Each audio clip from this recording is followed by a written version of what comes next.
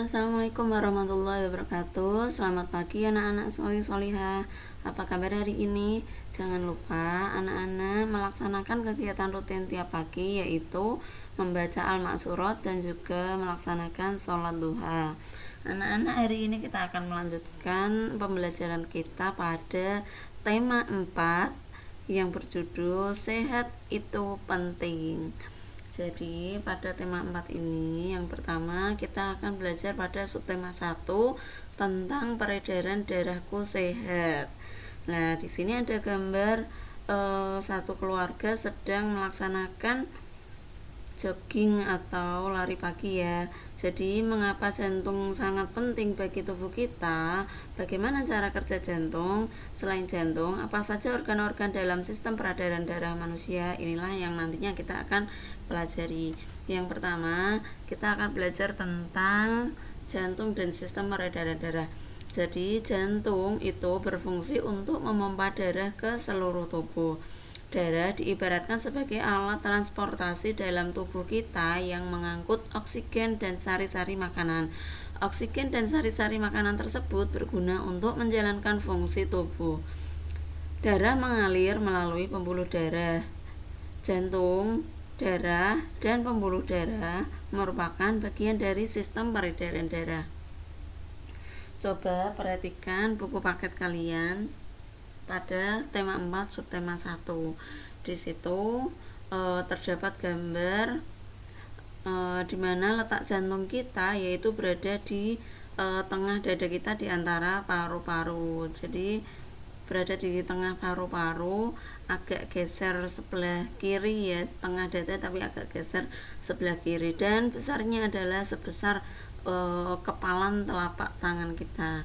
Di sini jantung terdiri dari beberapa bagian, ada bilik kanan, ada serambi kanan, ada bilik kiri, ada katup, serambi kiri, dan juga ada arteri terbesar atau disebut dengan aorta. Ada juga vena dan juga ada juga arteri. Nah, di dalam tubuh kita selain jantung ada juga saluran peredaran darah yang disebut dengan pembuluh darah. Di dalam pembuluh darah terdapat rongga yang di mana tempat tersebut merupakan darah-darah itu mengalir di dalamnya. Ada juga pembuluh nadi, ada juga pembuluh balik atau vena. Kemudian berikutnya kita akan belajar cara kerja jantung. Jantung bekerja yaitu melakukan relaksasi atau mengembang dan juga kontraksi atau mengempis. Jantung menerima darah.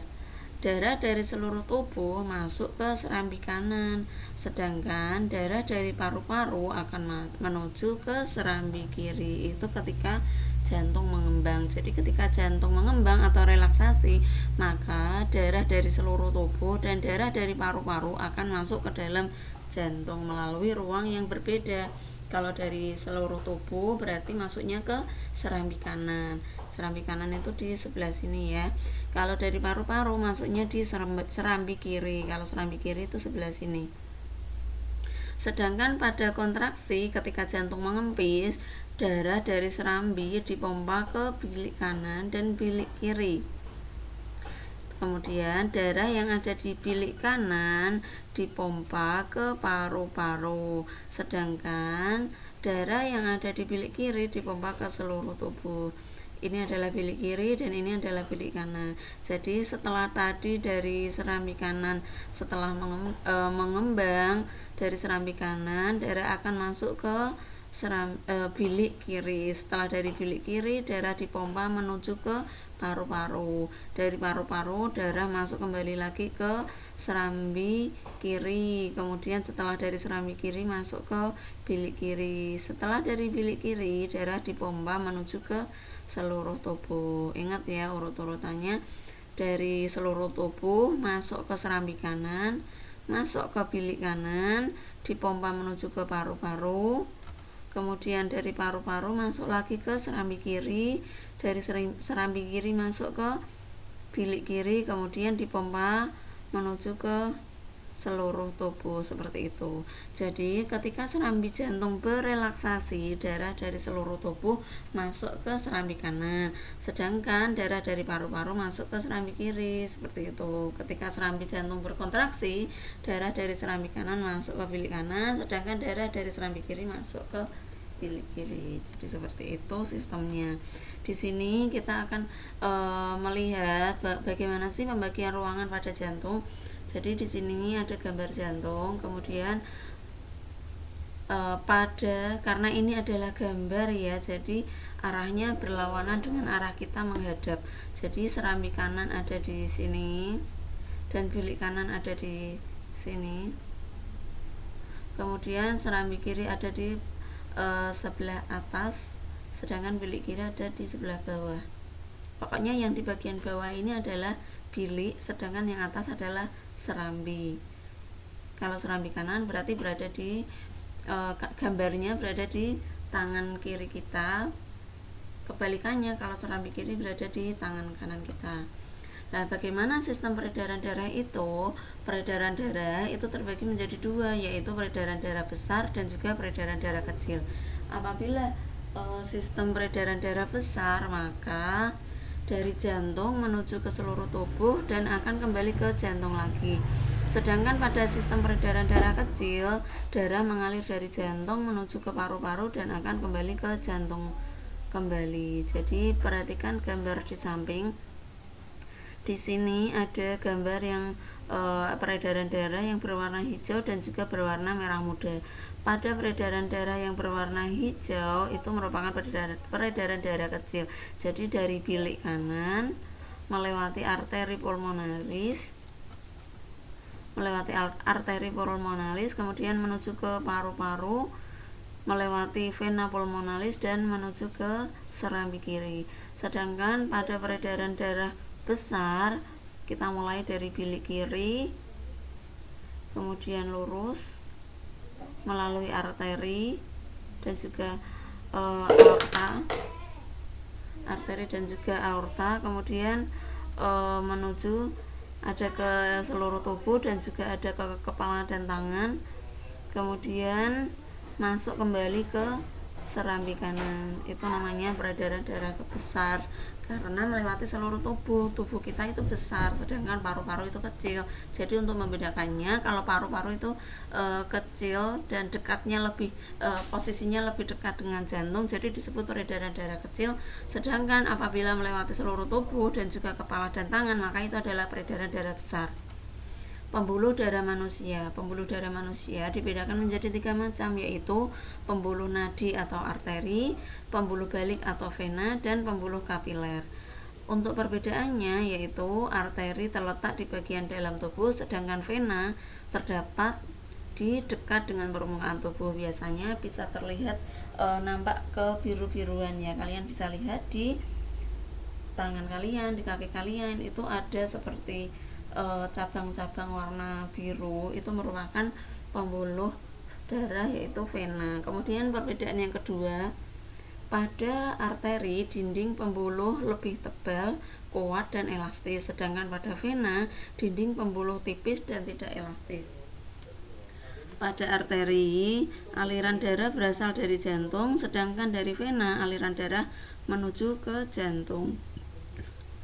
Pada pembuluh darah arteri denyutnya terasa, jadi seiramanya dengan denyut jantung, sedangkan pada vena denyutnya tidak terasa. Darah manusia terdiri dari plasma darah dan sel-sel darah. Plasma darah tersusun dari air dan zat-zat terlarut, sedangkan darah itu sendiri terdiri dari sel darah merah atau eritrosit, sel darah putih atau leukosit, dan keping darah. Fungsi darah yang pertama yaitu sel darah merah, yaitu untuk mengangkut oksigen ke seluruh tubuh. Sel darah putih berfungsi untuk membasmi kuman yang masuk ke dalam tubuh. Keping darah berfungsi untuk menutup luka agar darah tidak terus mengalir ketika kita terluka. Pada plasma darah berfungsi untuk mengedarkan zat makanan ke seluruh tubuh. Sekarang untuk pembelajaran tentang jantung, Cukup sekian dulu, kita lanjutkan untuk menjelaskan pengertian dan ciri-ciri pantun. Pantun adalah bentuk puisi Indonesia ataupun Melayu. Pantun digunakan untuk mengungkapkan perasaan seseorang mengenai suatu kejadian atau peristiwa yang dialaminya. Contohnya, danau desaku jernih dan lebar, indahnya sungguh tiada tara. Mencegah adalah tindakan benar, terlanjur sakit mahal obatnya. Contoh yang kedua, hari Selasa membeli ikan, belanja banyak terasa berat, olahraga perlu dibiasakan agar jantung sehat, tubuh pun kuat. Nah, dari pantun tersebut kita bisa melihat ciri-ciri pantun adalah yang pertama, tiap baitnya biasanya terdiri atas 4 baris dan bersaja api-api karena selang-seling ya. Ini diakhiri dengan R, ini diakhiri dengan A, ini R, ini A. Jadi selang-seling memang. Ini N, ini T, ini N, ini T. Jadi memang disebut bersaja api-api karena selang-seling. Kemudian ciri yang kedua adalah dalam setiap baris terdiri atas 8 sampai 12 suku kata. Baris pertama dan baris kedua disebut sampiran untuk mengantarkan rima, sedangkan baris ketiga dan keempat disebut isi yang merupakan tujuan atau maksud dari pantun tersebut. Di sini ada beberapa contoh pantun yang lainnya. Tinggi kokoh berdiri gagah, rimbunian si pohon jati, lebih baik kita mencegah daripada kita mengobati. Baris pertama dan kedua merupakan sampiran, sedangkan baris ketiga dan keempat adalah isi. Contoh pantun kedua, belajar kelompok di rumah Bertin, belajar sambil makan tahu bulat, lari pagi secara rutin, jantung sehat, tubuh pun kuat. Contoh yang ketiga, makan durian 1/3, sudah dimakan tinggal bijinya, jika kita rajin olahraga, badan sehat, hati gembira. Anak-anak, untuk pembelajaran hari ini cukup dari Bu Aini ya. Silakan kalian ulangi lagi dengan membaca dari buku paket kalian ataupun melihat video pembelajaran supaya kalian lebih ingat untuk materi pembelajarannya dan lebih memahami tentang materi pembelajarannya. Apalagi tadi yang tentang materi jantung itu perlu diingat dan dihafal dengan baik. Cukup sekian dari Bu Eni. Terima kasih sudah menyimak video pembelajarannya. Assalamualaikum warahmatullahi wabarakatuh.